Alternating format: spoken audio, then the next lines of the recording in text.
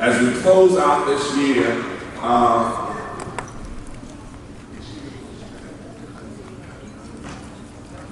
Reverend Branch, Reverend Branch,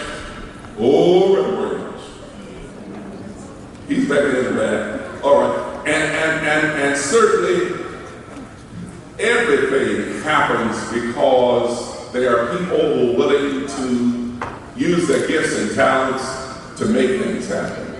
Dr. Linda Luzon, and let me ask all of those persons who helped with the writing of the multiple grants to please stand. I know Best of Honor, all of those persons who helped to write the multiple little grants and read through them and help with them. Come on and stand. Give them a hand because we get a chance to say thank you to them. Share our 5 minutes to do this wonderful presentation of bringing us to the end of this process. Bring those checks here with us. Oh, we got checks?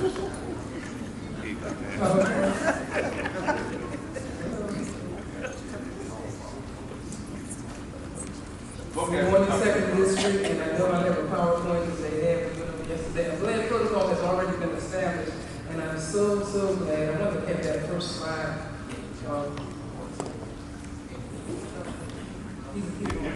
He's on. All right. So this first slide shows you the person who is most responsible for all of these grants coming into the second Episcopal District.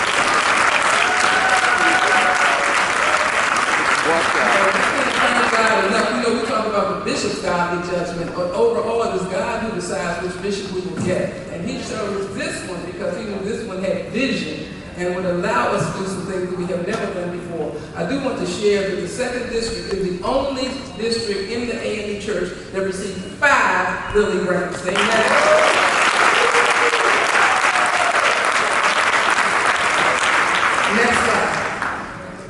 Okay, I'm not going to talk a lot about Lilly in terms of what they do, other than ask some of you if you take Cialis, Cymbalta, Trulicity, Merjona, or maybe you do Jardiance.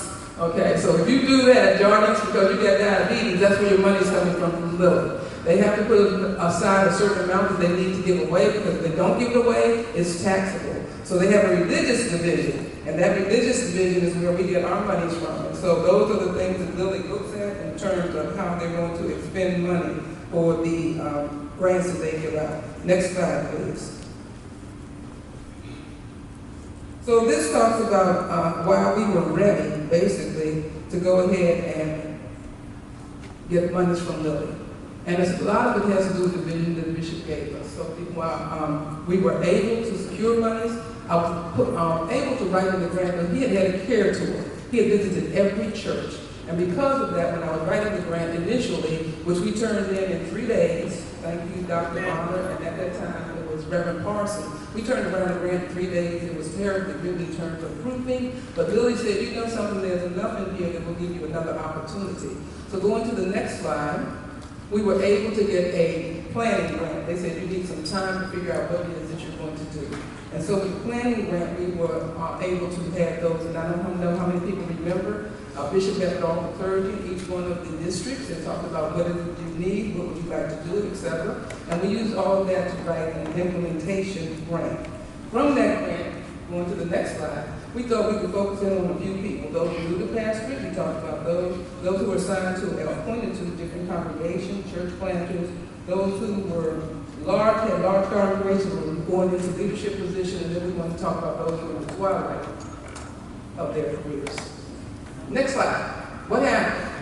We sent in an implementation grant. We got the money. We were so excited. A little under $1 million. We're like, oh boy, we got it going on. We're there. We're going to implement this grant. We're going to do this. We're going to tell everybody. And these are the things that we proposed to do. We sent it to Lilly. They approved it. They sent us back the award letter. And next slide. COVID. So we had to revise. And so I talked to Bishop and I said, we're going to have to redo this thing because this is not quite going to work. And he said, okay. And we talked about what it is we were able to do during COVID, which goes to our next slide. We started having virtual retreats. So we looked at how could we improve pastor self-care, because this is thriving in ministry. Thriving in ministry was designed for clergy. And a lot of people were like, if you're designing something for clergy, you need to do something for us. But this was for clergy specifically because Lilly was concerned about the number of clergy who leave because of stress, who leave because they just can't do the job anymore, and who are exiting because of age. So we were looking at how do we improve self-care, so we looked at things that we thought that we would be able to do during COVID. Next slide shows our post-COVID activities, and these are some of the things we thought we would do. We had decided that we would have all of these wonderful online retreats, and we're going to name it clergy, in-person clergy retreats, all those things we were able to do because of Zoom. And so I thank those of you who moved away from in-person to being online, because that was a major change. And then for those of you who registered, I'm talking about clergy this time, for the Kingdom Network Fellowship Leadership Summit. For the first year, we paid for clergy to go. Don't worry about it. I'm getting to the next slide. The next year, we paid for everybody to go. Amen. I know that there was some concern. But what it is, the way that the grants were set out, this grant could only be used for pastors and for clergy. Next slide. So that's how much money we got. And this is how we broke it out. We got $991,257. Why I didn't get $1 million, I don't know. That was the top, but it sounded good to me, so I stopped right there. We used for administration, for support staff, supplies, consultants, and then the retreats. And I know a lot of people have asked, will we have other retreats? Yes. Hopefully. We'll see what will happen. That'll be up to whoever comes next. Next slide. So then we got the thriving congregations, because we realize there are congregations out there that are basically surviving, but they're not thriving. And the whole idea, next slide for this grant, was so that we could help congregations strengthen their ministries. We're especially focused on congregations that were in rural areas initially. And it was based upon the fact that we'd already done mirroring. And mirroring said that there were congregations out there that really needed support so that they could implement ministries in communities where people were leaving, communities in which there were not the same resources that there were in certain other areas. And so that's where we started. After that, we wanted to develop new strategies or existing programs, and we got some wonderful things. Bishop, I know I have a really, really great book coming to him about the wonderful work that was done by many of our congregations. And if he gave me more time, I'd run them all down. But I want to tell you that we had some marvelous work done. And I really thank those congregations who came up with this. We have people helping people get buried. We have people helping people, senior citizens. We have people helping people go to college. I mean, all kinds of ministries that came out of this thriving congregations. And to each one of those congregations, I say thank you. And because you did such a fine job, guess what? I'm the only black person on the review of what's going on with Lilly Thriving Congregations.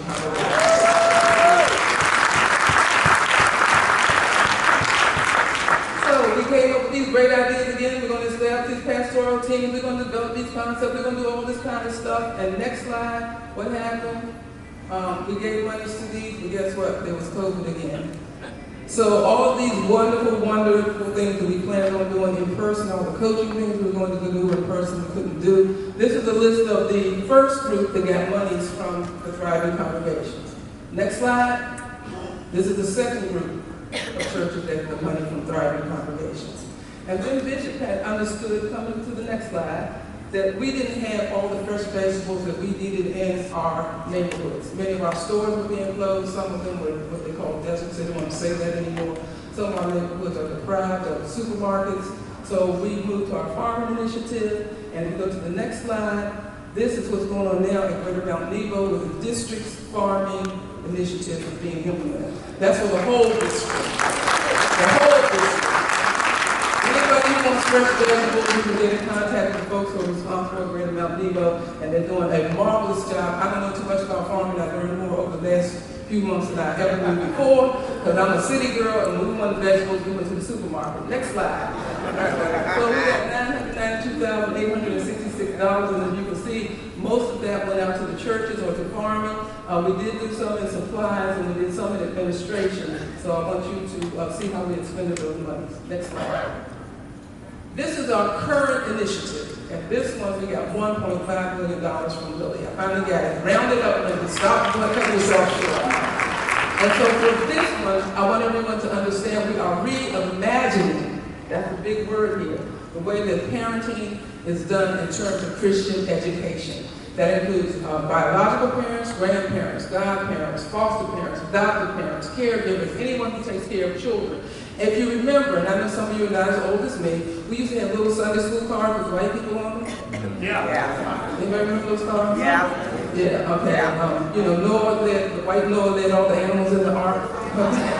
Well, now we can't continue to do that with our children. We have to do something new. Going to the next slide, we realize that we cannot teach our children in 2024 the way we were taught in the 20th century. We just can't do that and expect them to come to church. And I hear from a lot of churches, and the bishop shared this, that we are not getting the young people in. We're not getting children to church. Why would they come? I mean, that's what's wrong. Well, now I'm not going to go for that. That's another whole thing. So what we're doing is we're providing resources to the churches that everyone can use.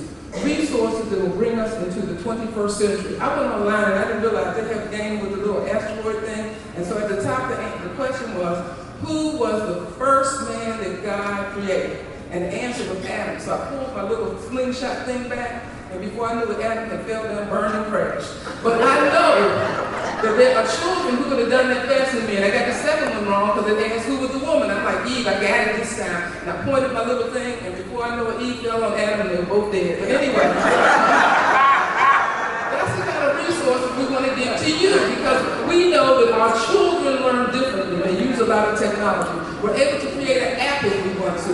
We're able to go online and provide you with online resources. For those who need hard copy things, and there are some hard copy things that we will need, they'll be at the churches that will be designated in each presiding elder district. So if you need things, and thank God they have them now, like Bibles that have black people in them for our children, they will be there. There's a game called Bibleopoly. I didn't know that. It's Monopoly with Bible stuff on it. We'll have that kind of stuff available. But it's resources that we'll be providing, not money to churches, resources. And the reason we need resources is our children need to know about the Lord's Prayer. They need to know the 23rd Psalm. They need to know the 10 Commandments. And some of them, and I found out this is true even for them, some of you are here, they need to know something about the AME Church, how it's structured, what we do, why we're here, what our history is. All of that will be available as resources for the churches so that we can now reimagine what we used to do the old-fashioned way. I still got my little yellow catechism book. I'm all right here, okay?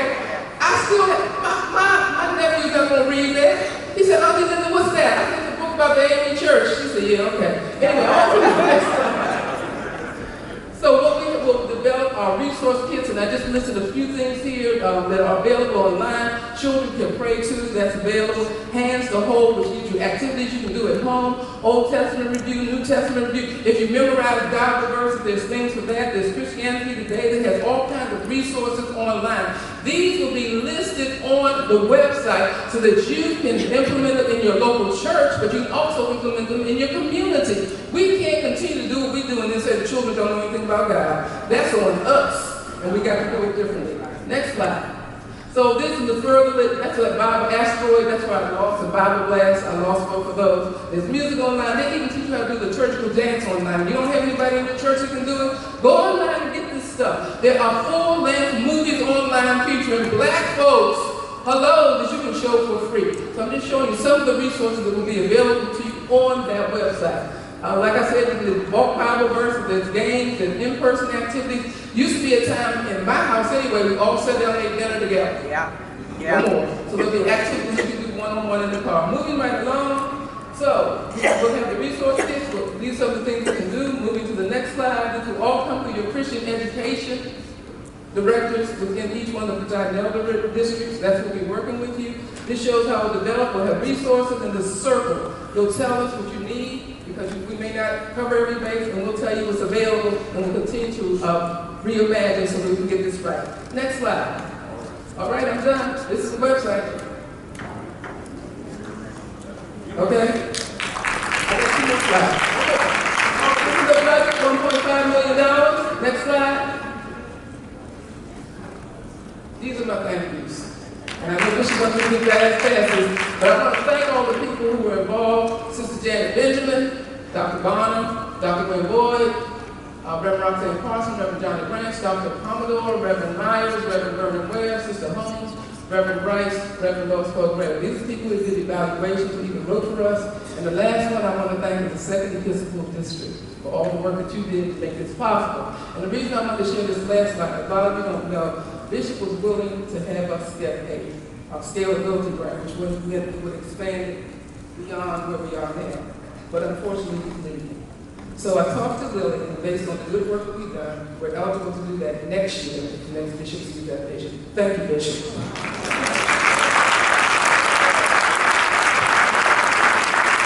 All right. We appreciate the leadership of Dr. Muzan and the whole of the committee that helped to make all of this possible. I wish I knew and had in my memory how this whole thing got started. We were visiting churches in North Carolina, and Janet was in the car, and one of you, I don't know who it was now, I just don't know who it was, the rest was in the car. Someone called, and if you're that person, you let me know, we need to hug you.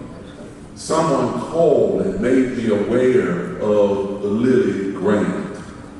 And that's how this whole thing got started, because one of you took the initiative to call and to say it was possible.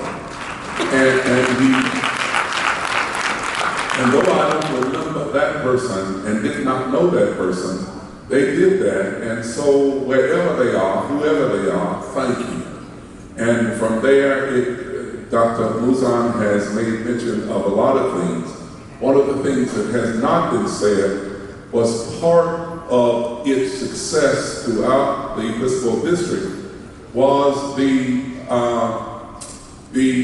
program which was headed up by the lay organization's leadership. What was that called? The mirroring process? The mirroring process which was given to the lay to give leadership to was the documentation and the beginning of this whole thing, and how grateful we are. There's so many hands in this, and I think that all of you should be commended for what you have done. Put your hands together again. Not only did we receive money from Lilly, but on other occasions there were monies given from the foundation in New York, which we call Finishing Strong. And Reverend, where are you? Because you headed up that piece of making sure that our children who were in college, which is not reflected in our financial reports. Reverend Dr. Valdez, I know he had something to do with it. My memory, I told you when I don't take that Prevagen, I get really messed up. Old age and the lack of Prevagen will mess you up every time. Let me straighten this out. Somebody came up here yesterday and asked me, should I be taking Prevagen? I'm just playing with you. I'm not recommending Prevagen. I'm not your doctor, and I'm not recommending Prevagen for any of you, and I don't get a kickback on it, so I'm just teasing you, so don't you come up and ask me whether you should be taking it. Ask your doctor. But Dr. Valdez, where are you? Thank you for your contribution in the grant which dealt with Finishing Strong. That grant was one that blessed your children while they were in college, paying their way home from college on holidays, making sure that if they needed additional funds to finish out their tuition, all of that stuff. And I'm grateful for each and every one of you. I know that nothing happens without the sacrifice of leadership. And I would that you would help us to say to Dr. Muzan, thank you for a job well done.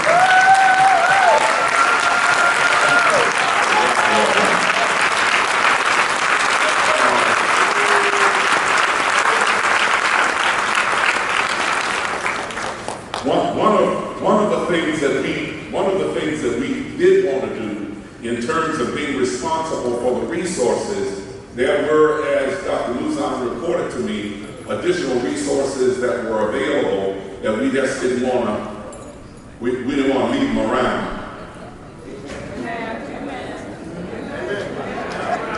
Especially since my name is associated with it. We didn't want to leave it around. At least we didn't want to leave it around without putting it in somebody else's hands so they would be responsible for it. And so in the planning, in the gardening process, we asked President Celeria Moore, would you stand? President Celeria Moore and her committee worked hard on making sure that those persons who wanted to be a part of the gardening initiative, some of them dealing with, what do they call it, box gardening? Yeah, that's what I meant. Box raised on top ground, on the porch, all that stuff. Whatever you want to call it. Others were interested in feeling in the ground. Some of those projects were not formally requested, but because we knew of what they were doing, we went on and tried desperately to, those that were up and running, we went on to try to be supported. St. Paul Lady Church in Raleigh, and you see Reverend, stand up and so they can applaud you. We see, you don't get to check now. You get it from that's over in Cambridge. Where is it? Reverend Devin Martin, where are you? A gift of $5,000. Mount Auburn in Morton. Where are you, Reverend Davis? With all that other money that you just told me about, I just feel ashamed to give you this small check. $4,000 for the gardening project. Reverend Robinson David, come on, y'all have to congratulate. Reverend Barrington Hall.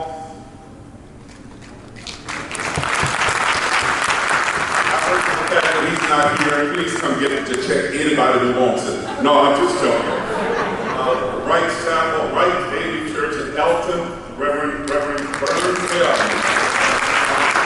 $4,000. Community of Hope and Reverend Tony Lee. Right here, Bishop. All right. Reverend Anna Mosley.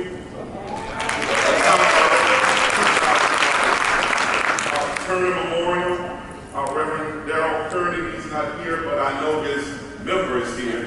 I'll give him $2,000. Macedonia Church Suffolk, $1,000. Seed of Hope, our new ministry, Reverend Regina Pennington, $2,000.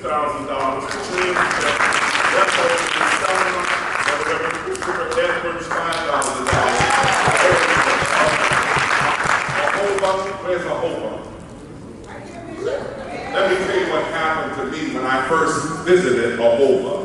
The lady across the street who was planting all those potatoes across the street wasn't a member of Ahoba, but that lady went across the street and dug up potatoes galore and loaded up what Braxton called my station wagon, and I had potatoes galore. I drove back to home and started giving potatoes. I left potatoes on everybody's doorstep. I had so many potatoes. Ahoba has property galore. And Ahoba has agreed, this is going to be a wonderful project for Ahoba. They're going into the ground, assisted by young people in the community that they're going to be using to help make it happen. A gift of $15,000.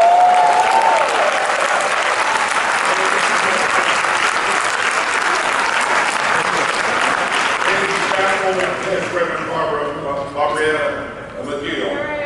There you go. And Lord have mercy, I got excited when she started telling me what they're already doing and how they are seeking to make it a community-wide project using other churches to do what they're doing. Congratulations, a gift of $5,000. Lincolnville Daily Church, Reverend Wayne Beatty. Where are you? Gift of $1,000. God bless America and God bless all of its citizens. See Reverend Grange, after this is over with, he'll give you your money. And Dr. Musan, that zeroes us out pretty much, doesn't it? All right. Well, if there's another dime left, we're gonna make sure you get it, because we don't want it to just sit there. Amen. Now.